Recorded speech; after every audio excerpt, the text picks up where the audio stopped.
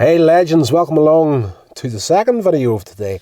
I was trying to get this channel back onto a daily upload schedule and I missed yesterday. That's why you get an early video this morning. But it's the end of the holidays. I'm out chilling out, just relaxing, taking in the last couple of hours before bedtime and taking it easy. But I was just thinking to myself today, whenever I was editing the previous video, I've been talking a lot about giving yourself permission to take a break, and I actually took more of a break this weekend than I was expecting to, but it's all good, it's all fine, it's all well. We're back in action now, but that line of thinking starts leading to other things, and there's just so many things that have been popping up recently about what I'm going to do as far as the video work is concerned, and honestly I've got no clue at this point. And follow my line of thinking here. I'll see if this makes sense to anybody other than myself. It's okay to not know what you want in life. It really is. It's okay. It doesn't matter how old you are. People will put you under serious pressure in your early years, high school. You need to go to university, this, that and the other. I'm not going to get into a debate about the educational system again, but I'm going to share a story of something that happened to me when I was in my last year at high school. Now, I can't recall if I actually shared this on the vlog channel before, or it might have been one of the private videos on Patreon.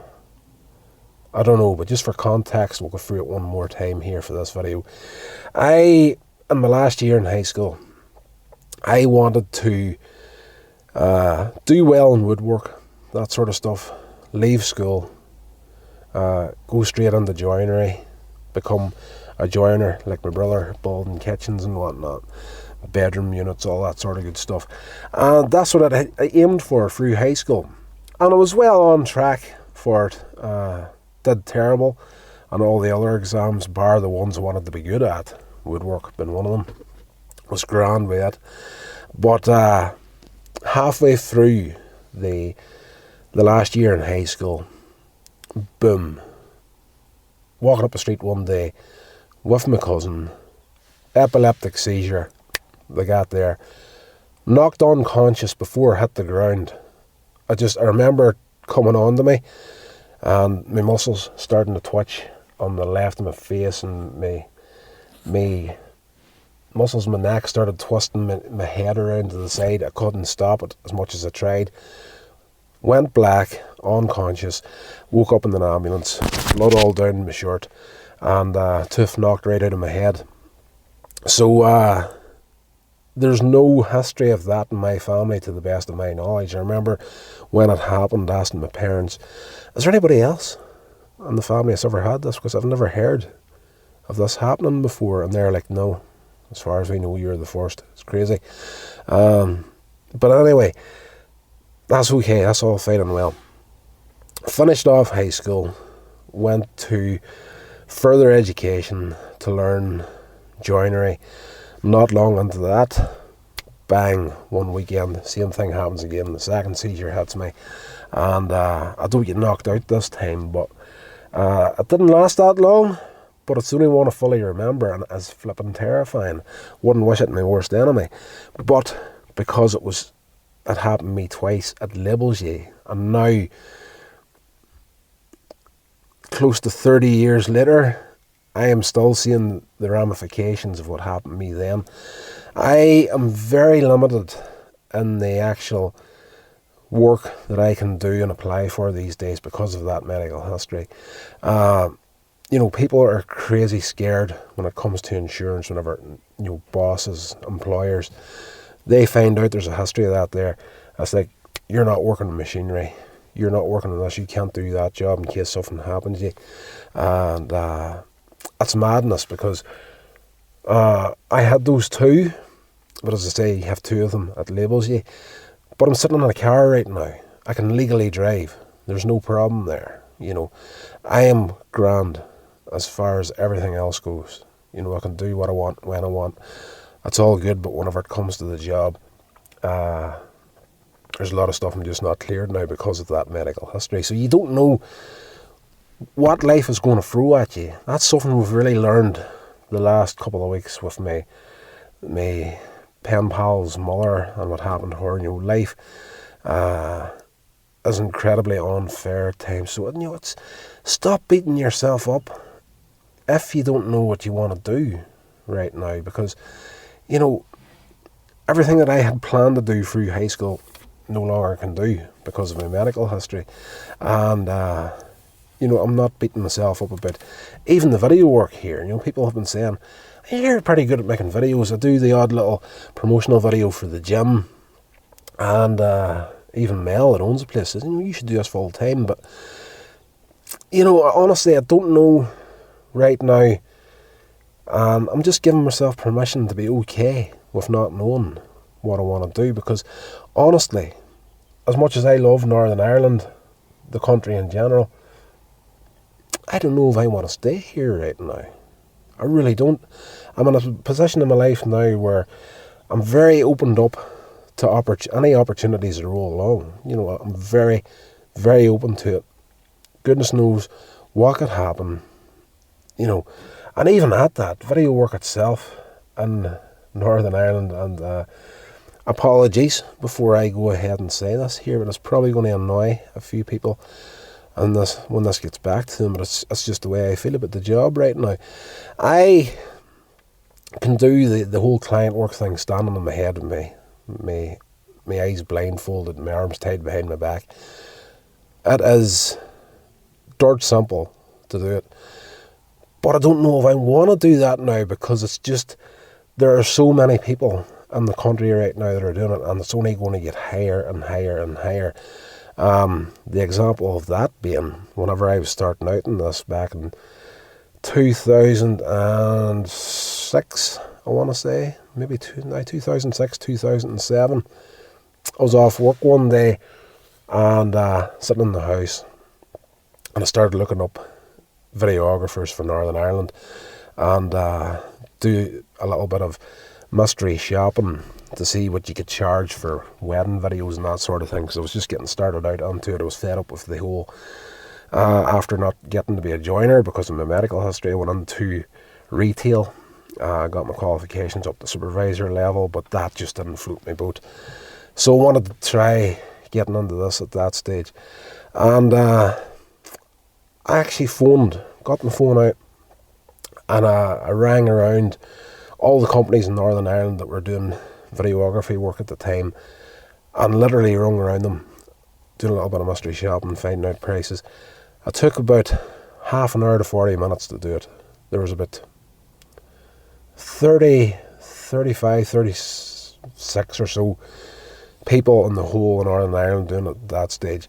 And not going to get into pricing or any of that sort of thing, but the industry wasn't as accessible as it is now. It's getting insanely easy to do this. And again, apologies, this is probably going to annoy a few people that are actually doing it full time.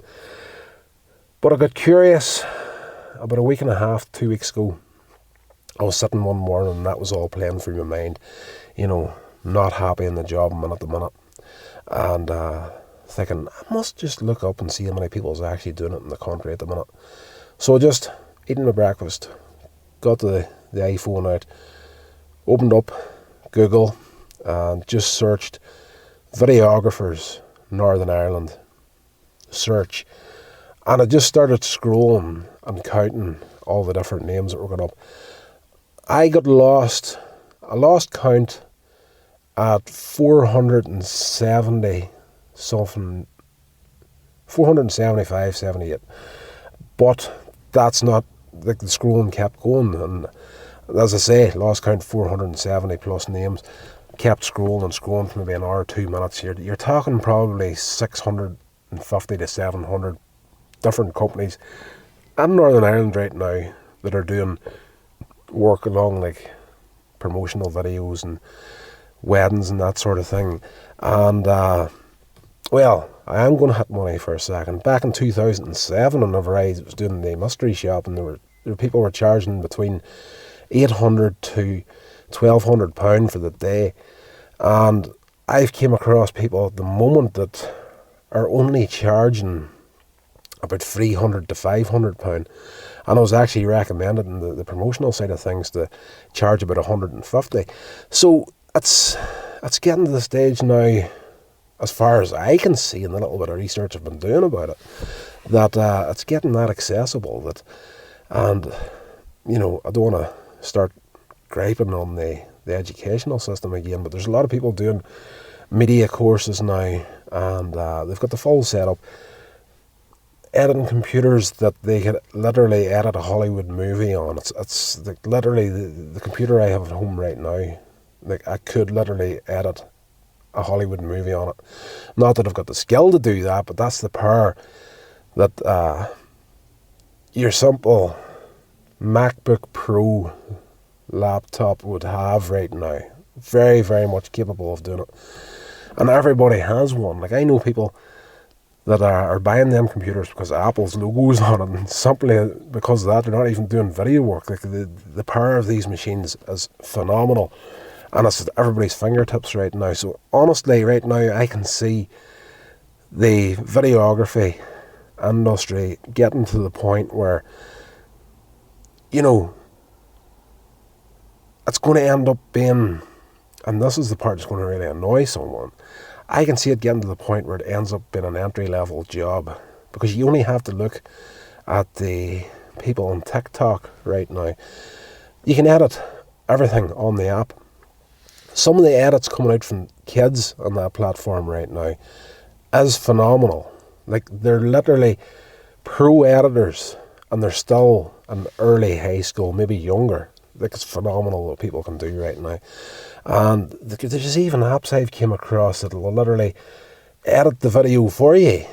And once companies start realising this, like, a lot of people are making insane amounts of money, with contracts and stuff for big jobs when it comes to promotional videos. But, whenever companies start to realise the amount of work that actually isn't going into a lot of this stuff, and they start to realise that it would be cheaper in the long run for them to actually start their own media group inside their business.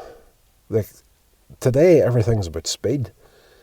Like, it's insane. It's the amount of videos that you'd have to put out for one company right now to keep them relevant in their name and the atmosphere of where they want to be. You're going to have to be putting stuff out steady, and it's something that would really ideally only be able to be done by someone that was working within the company. Like, if you're going to start doing what a company needs you to do, you're essentially working for them full time. It's crazy. That's honestly crazy right now. So I'm not beating myself up about anything right now. It's okay not to know. The future isn't written in stone. You can plan anything you want. There's an old saying that, man makes plans and God laughs. There's a lot of truth to that. As I say, I wanted to be a joiner. That didn't happen. There's a lot of things I've tried to set up over the years. Made a lot of bad decisions with most of it. The majority of it hasn't happened. So I'm just playing it by ear, waiting to see what happens, waiting to see what sort of opportunities come up. That's why I'm content at making YouTube videos and recording podcasts and that there, because I've got full control over this sort of stuff. And goodness knows if this goes anywhere. It might not. But right now, I feel there's an easier shot at doing something like this on YouTube, creating videos, recording podcasts, than there is getting into the videography business, because everybody just seems to be defaulting straight out of media courses right into client work, because as easy as accessible as the industry is right now, it's still very difficult to break the surface in something big, and it's madness. And for the fact that 2007, 40 odd people in the whole of Northern Ireland doing it. Now they're way up. The last count was at least 650 to 700. It's only going to get bigger, and more people are going to start doing it. And when more and more people are starting to do it, that's going to start driving the prices down even further, just so people can get to work. The competition is going to destroy the money you can make on it. So that turned out to be a bit of a rant, this video, but it is what it is. Give yourself permission to be okay with not knowing what you want to do, because life's going to throw you a curveball, and all you can do is match move by move the twists and turns of life, and take whatever opportunities come your way when they come your way. And I find the more you don't look for them, the more they turn up. So that's going to do it, guys. Cheers for watching the video. I will talk to you in the next one.